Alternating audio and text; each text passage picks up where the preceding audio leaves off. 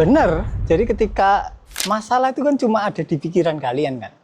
Jadi ketika kalian sudah tidak teridentifikasi dengan pikiran kalian, kalian yang pertama akan bahagia, kalian damai, ya masalah nggak pernah ada masalah ketika kalian tidak teridentifikasi dengan pikiran. Jadi satu-satunya yang membuat masalah itu adalah pikiran kalian sendiri. Karena pikiran isinya adalah resistensi terhadap alam semesta. Jadi pikiran itu sedang melawan keseluruhan.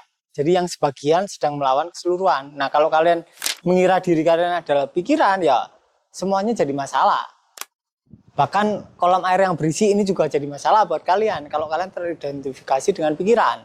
Tapi begitu kalian sadar kalau, oh aku bukan pikiran, aku adalah semuanya, ya nggak pernah ada masalah. Tapi ada perbedaan yang sangat mendasar antara orang apatis dengan orang bahagia. Orang bahagia mungkin dia pasrah. Ya kan? Oh ya, emang rezeki ya udah ada yang ngatur. Tapi ketika orang apatis bilang seperti itu, kan mirip juga kan? Walah, rezeki udah ada yang ngatur, tapi dia apatis. Kenyataannya akan berbeda. Jadi, poin terpenting kalau track kalian udah benar, dari hari ke hari, kalian akan semakin gampang bahagia. Tanpa syarat kondisi apapun. Jadi misal kalian tiba-tiba bangun pagi, tiba-tiba kalian bahagia. Kalau sebelumnya kalian bahagia gara-gara mungkin punya HP baru atau kalian tradingnya menang, kali ini kalian bahagia tanpa sebab apapun. Berarti tracknya udah benar. Tapi kalau kalian sekarang kondisinya apatis, terus kalian pasrah, langsung oh ya udah rezeki udah ada yang ngatur, itu jojlok tambahan.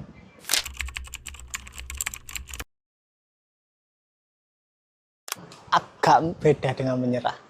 Jadi bukan menyerah, ada perlawanan. Menyerah itu tetap ada perlawanan.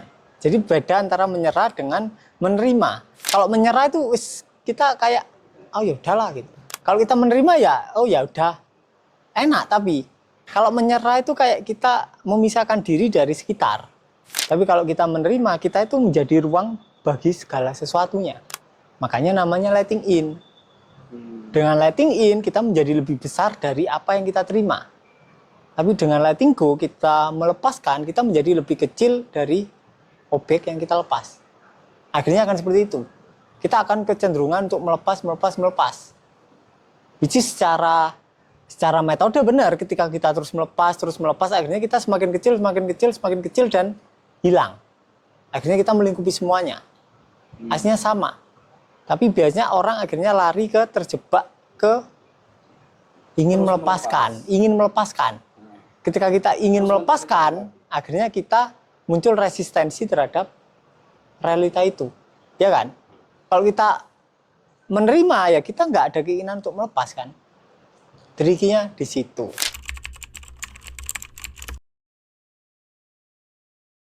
Aslinya yang dilepaskan itu adalah resistensinya. Misal kita dari kecil kan ada dogma kita nggak boleh sedih kan. Misal kita mengalami sedih, akhirnya kan kita nggak mengalami kesedihan kan. Yang kita lepas itu adalah nggak maunya, bukan kesedihannya.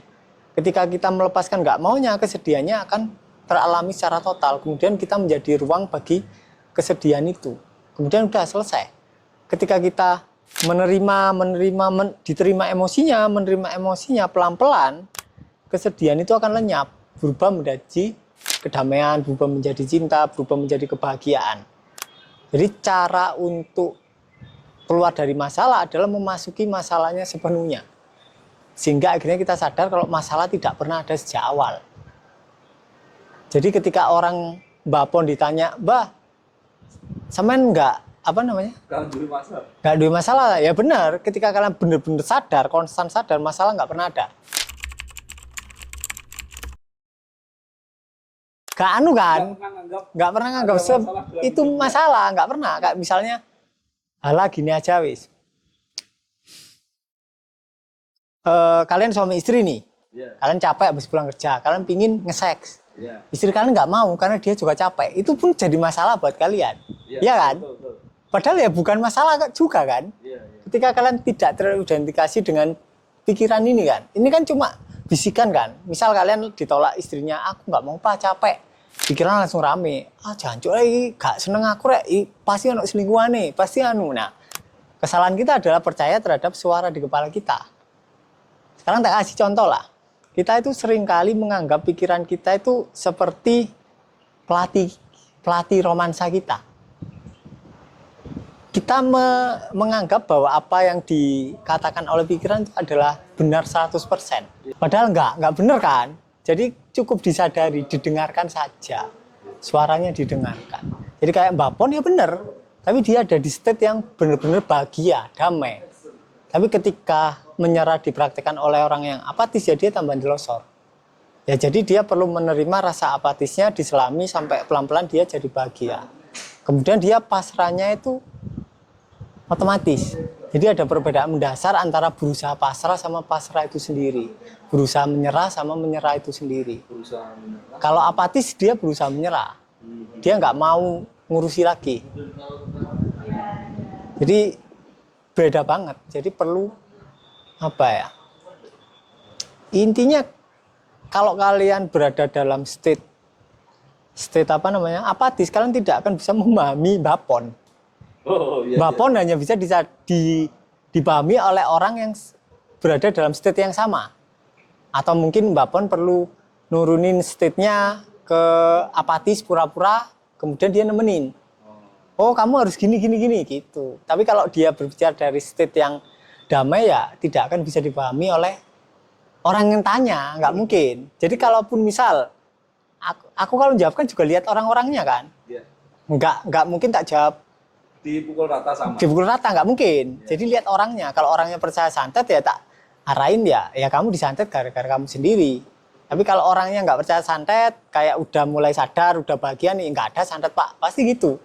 Sama kayak misalnya orangnya lagi apa namanya, dia masih percaya Tuhan, masih ibadah, ya aku pasti menyesuaikan.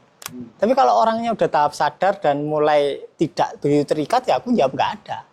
Intinya jawaban yang baik bukanlah jawaban yang benar, tapi adalah jawaban yang mampu menemani orang tersebut untuk melangkah lebih tinggi atau melangkah lebih ke depan lah, biar lebih sadar, biar lebih bahagia dan lain-lain. Intinya ketika dia sedih ya perlu diselami sedihnya. Kalau penanyanya yang nanya Mbak Pon kan bingung, ya udah ya diselami rasa bingungnya, nanti paham sendiri. Kalau kalian berusaha mempraktekkan apa yang dipraktekkan Mbak Pon, tenggelam kalian. Bukan melompat ke seberang, kalian pasti gagal paham. Kayak misalnya aku bilang nih, kok kamu kalau ingin dapat uang ngapain? Nggak ngapa-ngapain. Nah, ketika kalian dalam fase yang apatis, kemudian kalian niru nggak ngapa-ngapain, ya buyar kalian. Intinya ada beberapa tahapan yang untuk untuk mengalami posisi effortless, kalian harus effort dulu. Kalian baru tahu antara berusaha effortless sama effortless itu sendiri. Karena effortless itu adalah ruang di mana effort muncul dan tenggelam. Tapi ketika kalian nggak paham, akhirnya kalian berusaha effortless. Berusaha nggak ngapa-ngapain. Bukan nggak ngapa-ngapain beneran. Sama ketika misal aku bilang relax saja. Pasti orang-orang pahamnya adalah berusaha relax. Akhirnya nggak relax, tegang tambahan. Sama kayak contoh, orang tanya, Om, caranya biar tidur enak gimana? Kan orangnya susah tidur nih. Iya, ya semalam itu ya. Nah, ketika orang semakin berusaha tidur, dia semakin nggak bisa tidur. Intinya ya udah, relax saja, ditunggu aja, nanti tidur sendiri. Tapi kalau kalian berusaha tidur entah dengan minum obat-obatan, lama-lama kalian tidak akan bisa tidur, tambah susah. Jadi kalian perlu bermain-main lah di kehidupan ini. Jadi itu ya teman-teman, topik kita kali ini yang membahas tentang Mbah Pon, penjual gudeg yang viral di Jogja itu. Mas Riko sering bilang ya bermain-main saja, kapan-kapan. Baik, terima kasih Mas Riko. Sama-sama.